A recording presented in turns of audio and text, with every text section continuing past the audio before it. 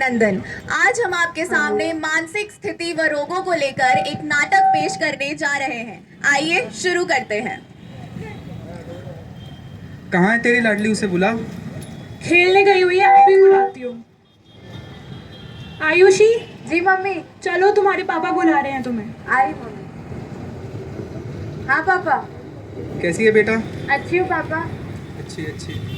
अब तेरा 10th भी खत्म हो गया। जी अब पापा। आगे क्या सोचा करने का? पापा मुझे सिंगिंग का शौक है, मुझे सिंगिंग में आगे जाना है। बढ़िया बढ़िया, सिंगिंग का शौक है। देख, जिंदगी में जो चीज़ अच्छी लगे वो करनी चाहिए। अपने पास किसी भी चीज़ की कमी नहीं है, धन दौलत गाड़ी सब चीज़ है। तू चाहे डॉक्टर बन या इंजीनियर बन, या डॉक्टर बन या इंजीनियर बन, समझ गई? जी पापा। जा। तो आपने देखा कि माता पिता ने अपना निर्णय अपने बच्चों पे थोप दिया। यही तो है हमारे समाज की सच्चाई, जहां पर माता पिता अपना निर्णय, अपनी रुचि अपने बच्चों पे थोप देते हैं। अरे भाई, यदि किसी को गिटार बजाना पसंद है, आप उसके हाथ में पियानो थमा रहे हैं, तो क्या वो बजा पाएगा?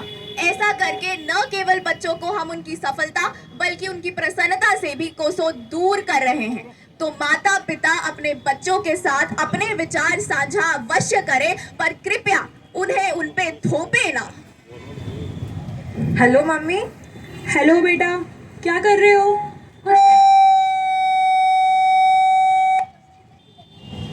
हेलो।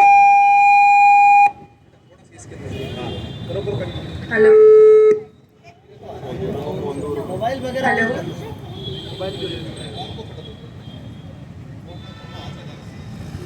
हेलो। हेलो।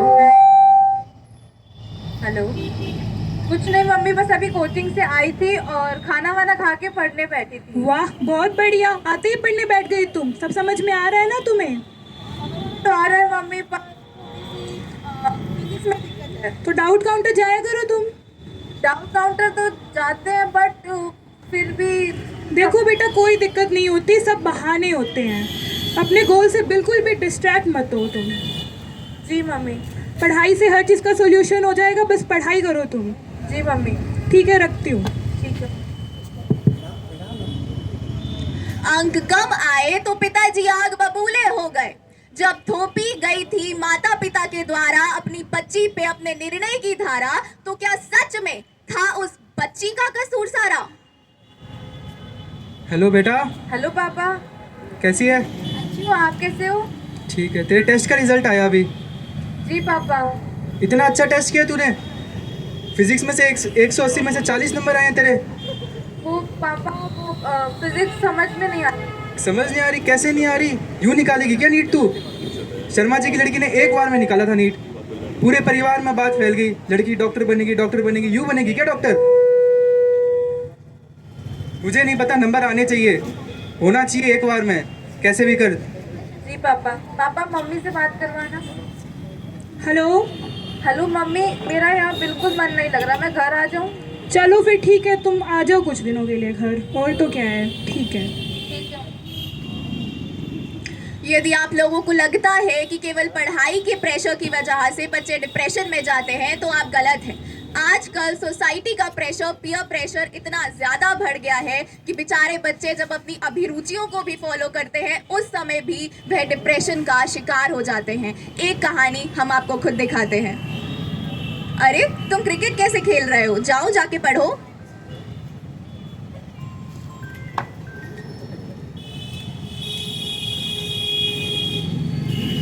अब तुम फालतू की किताबें पढ़ने लग गए। जाओ अपनी कॉलेज की पुस्तकें पढ़ो।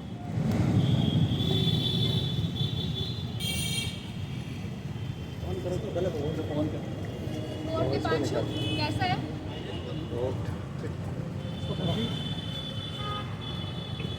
ठीक हूँ यार, बस कट रही है जिंदगी। बोल तू।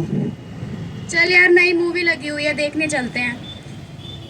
यार मैं नहीं जा रहा, मेरे को पढ़ने दे, तू जा यहाँ से। चल ना यार, वहाँ मनोज की बंदी भी आई हुई है, मजे आएंगे।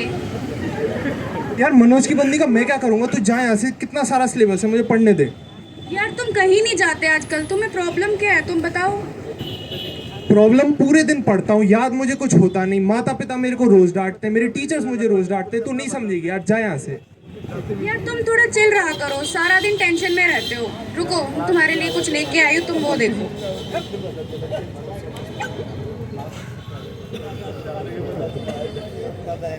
ये स्ट्रेस कम कर रहा है। तुम ये पियो। पागल है क्या तू यार? मैं ये चीजें ट्राई नहीं कर रहा। छी। यार तुम एक बार ट्राई तो करके देखो, तुम्हारी सारी टेंशन का इलाज खत्म हो जाएगा। तुम पी के तो देखो एक बार। नहीं यार, मैं नहीं पी सकता। अरे तुम पी के तो देखो एक बार।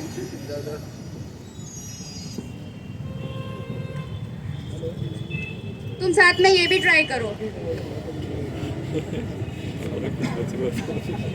जो जाहिर हो जाए वो दर्द कैसा, जो खामोशी ना पढ़ पाए वो हमदर्द कैसा। ऐसे मित्र बनाने चाहिए जो आपको सही और गलत में फर्क बताए, ऐसे नहीं जो आपकी पीड़ा का उपहास बनाकर आपको हर चीज का हल एक दारू की बोतल थमा जाए।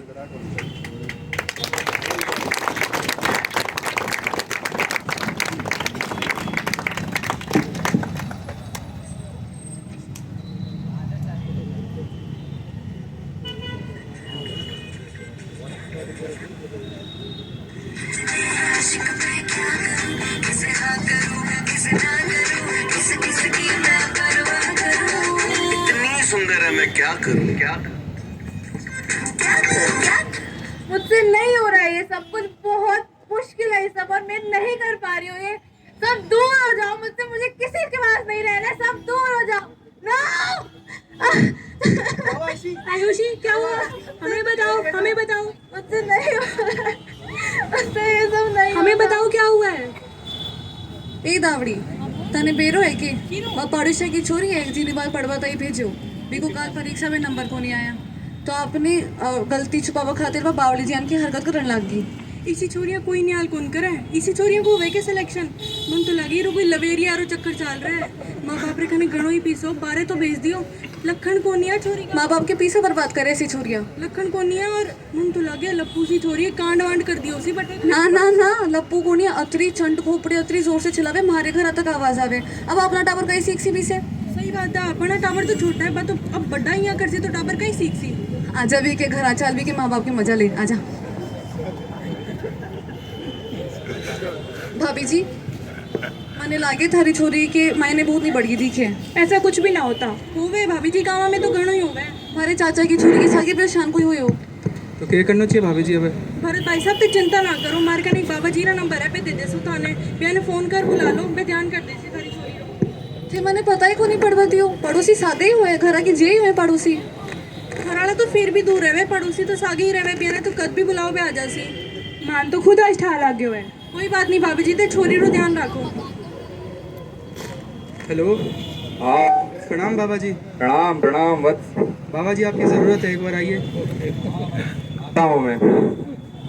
ओम धीम दोम गजरते पतानी वाम वेम वो राम क्लीम ओम राम ह्रीम भ्रोम भद्रे भवानी ते नमो नमः नमो नमः।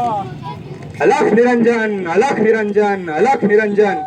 कौन है वो जिसने भुक्कड़ बाबा को यहाँ बुलाया? आ गया है। जी बाबा जी प्रणाम। प्रणाम वत्स प्रणाम। बताओ वत्स क्या समस्या है तुम्हारी? बाबा हमारी बच्ची को देखिए, अजीब सी हरकतें कर रही है बाबा। हो जाएगा वत्स। कहाँ है बच्ची? पीछे बाबा जी। मुझे किसी के साथ नहीं रहना। अलख निरंजन अलख निरंजन अलख निरंजन अलख निरंजन अलख निरंजन अलख निरंजन। साया है, काला साया है बच्ची पर। काली चुड़ैल ने इस पर कब्जा कर लिया है और इस पर घर कर लिया है। जी बाबा जी बचा लीजिए आप। घबरा मत वत्स, इसका इलाज भुक्कड़ बाबा कर देगा। जी बाबा जी। ओम ओम ब्रह्म बुत्स स्वाहा ओम ब्रह्म बुत्स स्वाहा ओम ब्रह्म बुत्स स्वाहा ओम ब्रह्म बुत्स स्वाहा। वत्स जी बाबा जी। ये समस्या काफी गंभीर है वत्स। जी बाबा जी। इस समस्या में तुम्हें धैर्य रखना बहुत आवश्यक है, मगर ये पूर्ण समाधान नहीं है वत्स। पूर्ण समाधान के लिए आपको दरबार आना पड़ेगा। 4 बार अर्जी लगेगी, 4 बार 51 होगा, चंदा लगेगा और एक हवन होगा जो कि बुक्कड़ बाबा स्वयं करेंगे। जी बाबा जी। अभी के लिए बाबा की दक्षिणा। जय हो बस, जय हो, कृपा बनी रहे बाबा की, जय हो। मजा आ गया आज।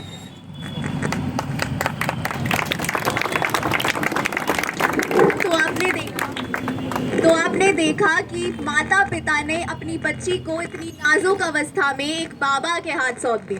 अंधविश्वास भारत में आज भी डॉक्टरों से ज्यादा विश्वास तो बाबाओं पे किया जाता है। ऐसे बाबा जो आपके विश्वास के 1% भी लायक नहीं है, हैं क्या? हमें तो नहीं लगता। यार ये चीज़ें मुझे अच्छी नहीं लग रही यार। मैं जा रहा हूँ, I am not feeling well. मैं डॉक्टर के पास जा रहा हूँ यार। यार तुम सुनो तो सही एक बार, डॉक्टर से कुछ नहीं होगा, ऐसे ही ठीक हो जाओगे तुम। यार मुझे बिल्कुल अच्छा नहीं लगता, मेरे रुचियों में मन लगता नहीं, दुनियादारी में मन लगता। मैं जा रहा हूँ। अरे तुम सुनो तो सही। डॉक्टर साहब मेरे 24 घंटे सर में दर्द रहता है, मेरा सुसाइड करने का मन करता है, कुछ कीजिए डॉक्टर साहब। अरे तुम आराम से रहो, तुम्हें कुछ डिप्रेशन जैसी कंडीशन हुई है। इतने दिनों तक क्या करते थे? डॉक्टर साहब मेरे दोस्तों ने बोला कि दारू सिगरेट पी तो अच्छा लगेगा तेरे को, सारी दिक्कतें दूर हो जाएंगी। अरे नहीं, ये चीज़ें नहीं लेनी। मैं कुछ ट्रीटमेंट लिख के दे रहा हूँ तेरे को, थोड़ी मेडिसिन लिख के दे रहा हूँ, वो उससे ठीक हो जाएगा। और थोड़े दिन है ना अपने मन के काम किया कर, ज़्यादा प्रेशर मत लेना, ठीक है? जी बहुत धन्यवाद डॉक्टर साहब। ये सब बहुत बुरा है, मुझसे नहीं होगा। मुझे यहाँ से बाहर निकालो। अब इसका एक ही इलाज है, भगवान मुझे अपने पास बुला लो।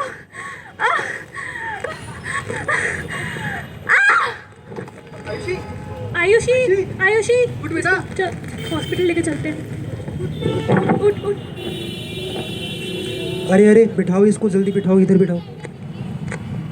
क्या हुआ इसके? डॉक्टर साहब देखिए सुसाइड अटेम्प्ट कर लिया इसने। सुसाइड अटेम्प्ट कर लिया?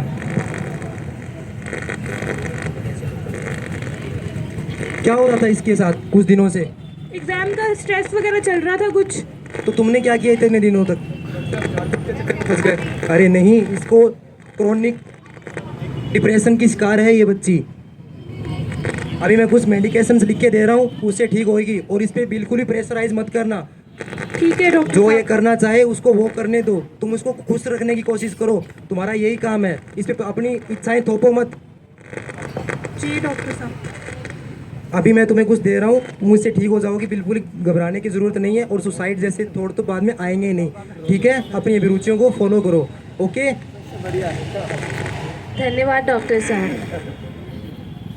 तो आपने देखा उस बच्ची के कुछ दिनों की पीड़ा सुसाइडल अटेम्प्ट में बदल गई। आज भी अस्पताल जाते वक्त यह कहते हुए कि माने डिप्रेशन छे, माने ट्रीटमेंट चाहिए, कहते हुए क्यों कतराते हैं हम?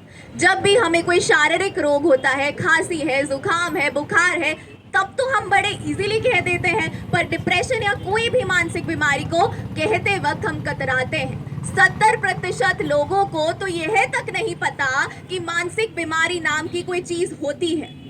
आइए कुछ कारणों की बात करते हैं। पहली चीज वातावरण।